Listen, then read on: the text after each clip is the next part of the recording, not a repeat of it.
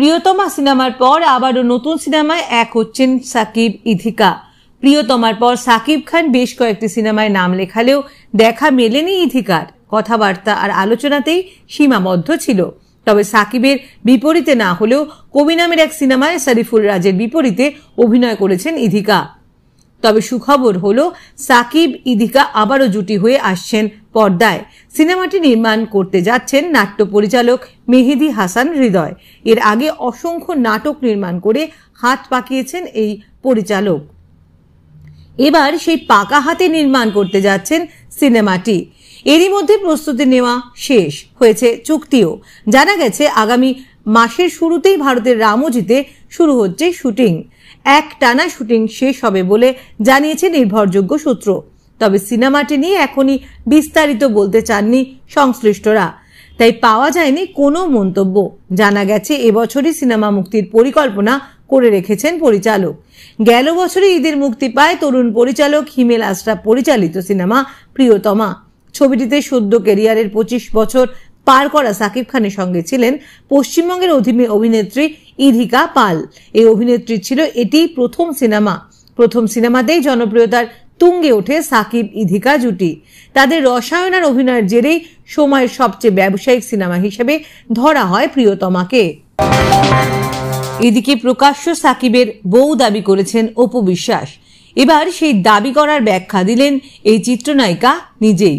গত 28 মে সাকিব খান পার করেছেন তার ক্যারিয়ারে 25 বছর। ঢাকার চলচ্চিত্রের দীর্ঘ সময় ধরে সফল অভিনেতা বলা হয় তাকে। তার ক্যারিয়ারের 25 বছর মানে তার অগণিত ভক্তদের মাঝে উচ্ছ্বাস ও উদ্দীপনা। বাদ যায়নি তার 2 সাবেক স্ত্রীও। তবে প্রথম স্ত্রী অপু বিশ্বাস তাকে শুভ কামনা জানিয়ে ফেসবুকে পোস্ট করেছেন। তবে চুপ ছিলেন আরেক স্ত্রী শবনম বুবলি। ওই দিন অপু বিশ্বাস তার ফেসবুকে একটি সংবাদ শেয়ার করে ক্যাপশনে লিখেছেন, 72টি ছবি, কোটি টাকার কাবিন, বউ এবং সন্তান আব্রাহাম খান জয়। আর সবশেষে লিখেছেন, অনেক শুভেচ্ছা বাবুর বাবা। অপু বিশ্বাসের এমন পোস্টের পর স্বাভাবিকভাবে নড়ে চড়ে বসে সমালোচকরা।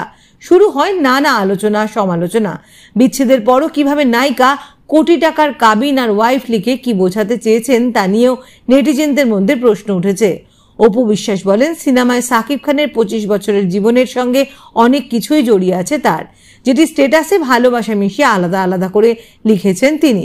অপু বলেন, আমার সঙ্গে সাকিব খানের প্রথম ছবি কোটি টাকার কাবিন, আর তার আগে তিনি অনেক ছবি করেছেন, কিন্তু এই কোটি টাকার কাবিন ছবি সাকিবের অভিনয় জীবনের টার্নিং পয়েন্ট। সাকিব খানের নায়িকা হিসাবে আমি সর্বোচ্চ 72টি সিনেমায় জুটি বেঁধে অভিনয় করেছি।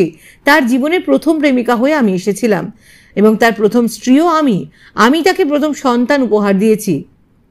তাই আমি মনে করি সাকিব খানের অভিনয় জীবনের সফলতার 25 বছরের পথে আমিও জড়িয়ে আছি সেই সফলতায়। এই বিশেষ দিনে সাকিব খানকে সরাসরি শুভেচ্ছা জানানো হয়েছে কিনা তা জানতে চাইলে অপু বলেন, সেটা তো বলা যাবে না, আর আমি ফেসবুকে শুভেচ্ছা জানিয়েছি। তিনি আরো বলেন, সাকিব খান আমার সন্তানের বাবা, সেই হিসেবে তার সফলতার এই বিশেষ দিনটির জন্য আমি নিজেও খুশি। দোয়া করছি এই সফলতা আরো দ্বিগুণ হোক। সাকিবের এই সফলতার চাকা আরো 25 বছর গড়িয়ে চলুক। আমি তার সন্তানের মা হিসেবে আর একজন সহশিল্পী হিসেবে এটাই চাইব। সন্তানের জন্য দেখা সাক্ষাৎ হয় সাকিব অপুর। বরাবরই ছেলে জয়কে কোয়ালিটি টাইম দেওয়ার চেষ্টা করেন দুজন।